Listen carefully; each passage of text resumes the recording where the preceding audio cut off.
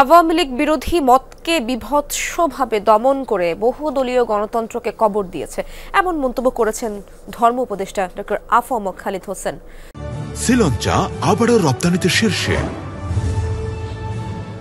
দুপুরে রাজধানীর আগারগাঁওয়ে ইসলামী ফাউন্ডেশন আয়োজিত আলোচনা সভায় এমন মন্তব্য করেন তিনি।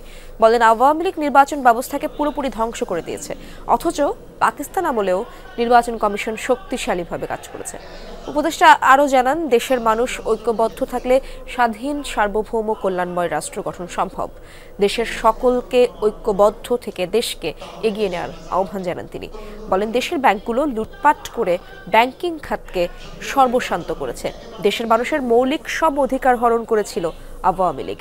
দেশের মানুষ ঐক্যবদ্ধ থাকলে সাধারণত মানুষের স্বপ্ন বাস্তবায়ন হবেই বলে জানান তিনি।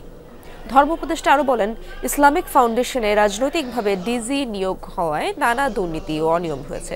তাই রাজনৈতিক লেজুর বৃত্তি না করে পেশাদারিত্ব বজায় রেখে কর্মকর্তা কর্মচারীদের কাজ করে যাওয়ার আহ্বান জানান ডক্টর আফম খালিদ হোসেন। আইনাগর করেছি, বিরোধী মতকে বিভৎসরূপে দমন করেছি।